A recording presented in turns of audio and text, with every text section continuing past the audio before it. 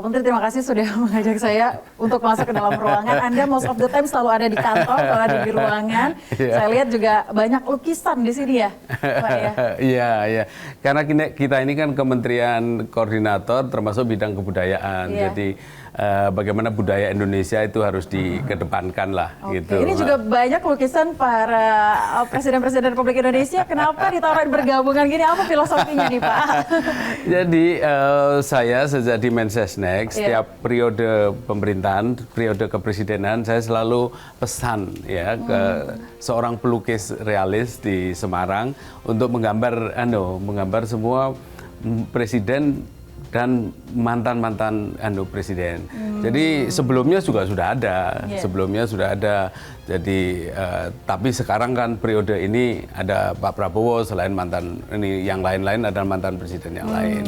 Jadi ini menunjukkan semangat kebersamaan semangat kebersamaan. Baik, ini kan rasanya menyejukkan. Jadi saya suka mengapa saya suka sejukan kayak gini.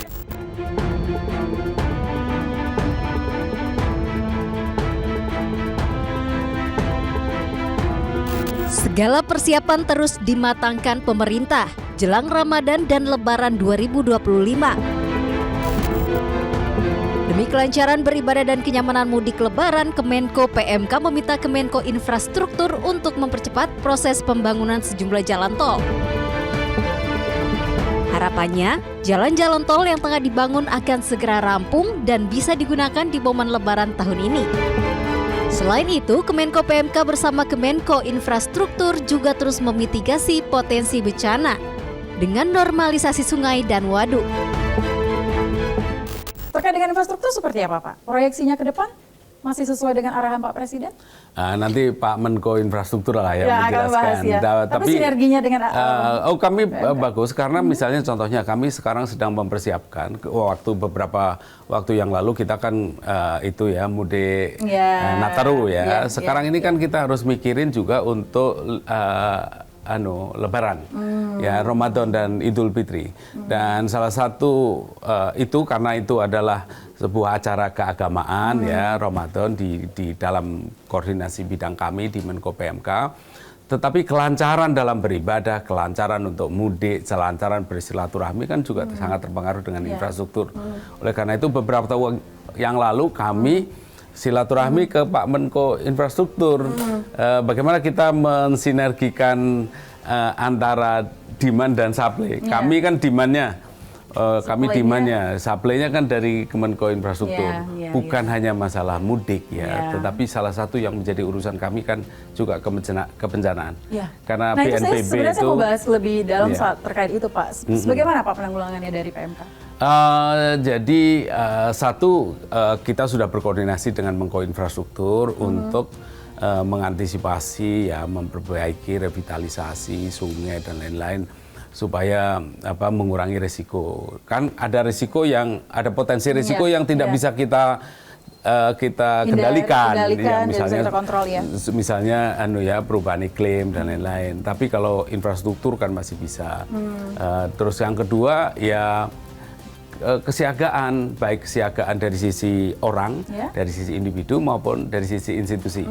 Dari sisi institusi itu misalnya kelembagaan untuk penanganan bencana, kesiapan infrastruktur, terus kesiapsiagaan jika seandainya terjadi sesuatu dalam waktu yang tidak terduga, itu hal-hal yang terus kami lakukan. Tapi di bawah pengawasan Anda dipastikan semua akan berjalan lancar. Insya Allah lah, pokoknya kita melakukan yang terbaik lah.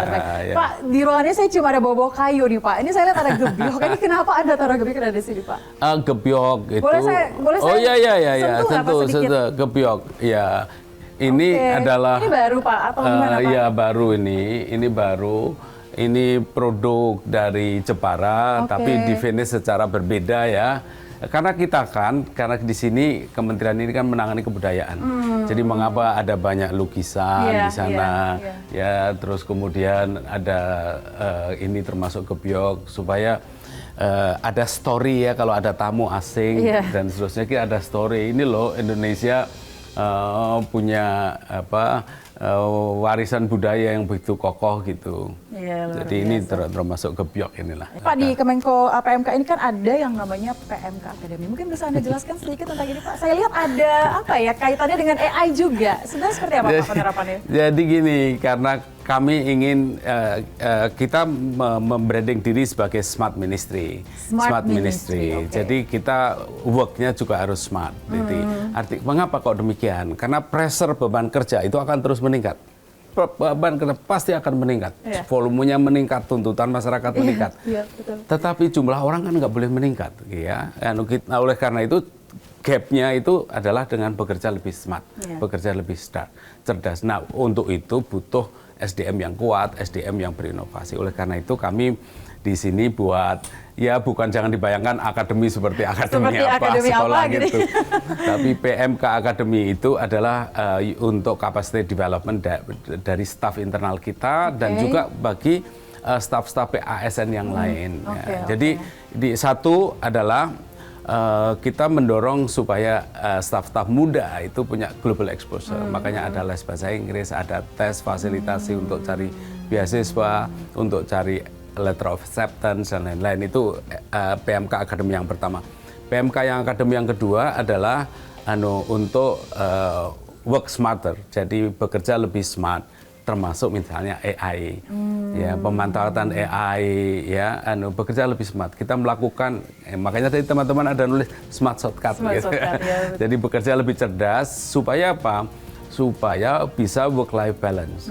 Jadi jangan sampai produktivitas ditingkatkan, artinya alokasi waktu harus meningkat. Produktivitas ditingkatkan, pelayanan lebih baik, tetapi caranya yang lebih smart. Tidak berarti harus mengorbankan kesehatan staf, kebahagiaan staf, keluarga dan lain-lain. Jadi itu poin yang kedua. Poin yang ketiga adalah klub. Jadi kami memfasilitasi PMK Club. Itu sport atau apa itu Pak? PMK Club itu? Banyak sekali, pokoknya kita fasilitasi banyak sport juga. Tetapi contohnya sinergi hari Senin yang lalu PMK Book Club presentasi mengenai bagaimana menjaga agar media sosial bisa tidak berdampak negatif terhadap anak-anak. Misalnya, jadi ada PMK Club, ada PMK English, ada Book Club, English Club, ada PMK Biker, ada PMK Runner, ada PMK Idol, gitu. Itu untuk ada grup band dan lain-lain. Jadi Productivity Academy namanya ya Pak ya? Semuanya dimanfaatkan dengan baik. Iya betul, intinya work-life balance lah. Jadi produktivitas meningkat, pelayanan lebih baik, tapi kebahagiaan staf juga luar biasa. Bapak, ini Anda sepertinya kalau dilihat dari ruangan ini ya, dari kebudayaan, filosofi hingga saya lihat sini ada sepeda. Bisa dijelaskan ini kenapa menghadap ke meja meeting, Pak? Jadi boleh, ini Pak, dilihat sedikit ini, Pak. Jadi ini adalah ini saya lakukan sudah cukup lama, termasuk ketika masih di Mensesnek, karena kesulitan untuk mencari waktu berolahraga ya. Saya mencoba untuk hybrid. Jadi mengcombine, jadi multitasking antara berpikir dan berkegiatan yang berolahraga yang ini. Jadi ini boleh Pak dicoba Pak sambil ini menghadap meja meeting, ini Anda lakukan ketika meeting ini termasuk ketika meeting. Termasuk ketika meeting, Pak? Jadi kalau meeting saya dorong ke depan, jadi saya dengarkan laporan sambil presentasi. Nah ini saya ngenjot ini. Wah, gimana Bapak bisa? Oh enggak, bisa. Sangat bisa. Otak dengan fisik? Oh bisa. Karena kan gerakan fisiknya kan hanya rutinitas pengulangan. Jadi nggak perlu konsentrasi. Ini kan coba gini aja, sambil dengerin ini heart rate naik. Sambil apalagi waktu kalau lagi marah-marah tapi enggak ya Pak? waktu COVID, COVID kan kita sering Vicon ya. Waktu COVID sering Vicon, kardio saya bisa lebih dari 1 jam sehari. Dengar-dengar Bapak dulu pernah six pack ya Pak? Dulu waktu saya berusia 59 tahun, saya membuat t-shirt, saya tulisi I'm 60, I'm six pack. Jadi mengejar ketika 60 jadi six pack, tapi sekarang sudah tambah. Gimana Pak, Anda menginformasikan kepada masyarakat pentingnya berolahraga nih Pak dalam pembangunan SDM yang berkualitas? Iya. Pertama bagi kelas menengah, usia-usia menengah ya yang sangat sibuk dan seterusnya. Terus kemudian selalu punya alasan saya sibuk, saya nggak sempat olahraga. Sebetulnya besok bisa deh, mulai besok deh gitu ya Pak. Bisa disiasati.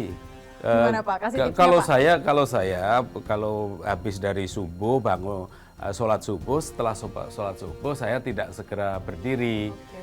Saya mulai dari ngeplank dulu gitu. Pagi-pagi udah ngeplank Pak? Saya ngeplank dulu, terus telentang saya sit up, saya kegel, saya bridging begitu. Terus tengkurap saya masih push up, terus stretching sedikit, berdiri saya masih pull up. Masih, ya kalau enggak kan usia 63 masih terlihat sehat. Banyak loss massa otot gitu ya. Iya. Kalau weekend kardio yang panjang gitu. Iya. Jadi memang dalam pembangunan SDM yang berkualitas, selain makanan, tadi olahraga juga penting ya Pak ya. Juga kebahagiaan juga ya, kebahagiaan. work life balance Iya, gitu. Betul. Dan kami di sini berusaha untuk memberikan contoh lah. Pak, terakhir dari Anda sebagai Menko yang ingin disampaikan kepada masyarakat agar nantinya dapat mempercayai pemerintah dalam program-program unggulan dan juga arahan dari Pak Prabowo di bawah kepemimpinan Anda, Pak. Jadi kita pemerintah berusaha keras, Pak Presiden Prabowo, Pak Wapres Gibran berusaha keras untuk punya program prioritas untuk SDM unggul. Ya. Jadi mulai dari kesehatan itu dimensinya banyak sekali yang quick win-nya, kemudian pendidikan juga. Jadi kalau kualitas kesehatan ini bagus, kualitas pendidikan ini bagus dalam artian relevan dan kontributif ya sesuai dengan perkembangan zaman, maka kita akan punya daya kompetisi yang tinggi gitu. Jadi kalau nilai tambah itu kan kontribusinya banyak dari SDM. Ya, nilai tambah itu banyak dari SDM. Mengapa negara yang sumber daya alamnya tidak kaya pun bisa maju karena punya nilai tambah yang tinggi karena SDM yang kuat. Jadi mari kita sama-sama meningkatkan kualitas SDM di keluarga kita. Tradisi makan yang baik, mendidik anak-anak tradisi makan yang baik, jangan jajan sembarangan, air bersih, ya meminum air yang baik. Dan olahraga yang cukup, kemudian ya menjaga stres ya. Anak-anak juga bisa bertumbuh dengan baik kalau dia punya kebahagiaan gitu ya. Lengkap sekali, terima kasih Pak Pratikno atas waktu Anda sudah berbincang bersama kami. Terima kasih untuk pemirsa juga sudah menyaksikan 30 menit bersama Kabinet Merah Putih untuk mengenal lebih dalam lagi jajaran Kabinet Merah Putih. Sekali lagi terima kasih, kita ketemu lagi di episode berikutnya. Saya Aya Nufus, sampai jumpa. Boleh Pak, terima kasih banyak ya Pak ya. Terima kasih saya.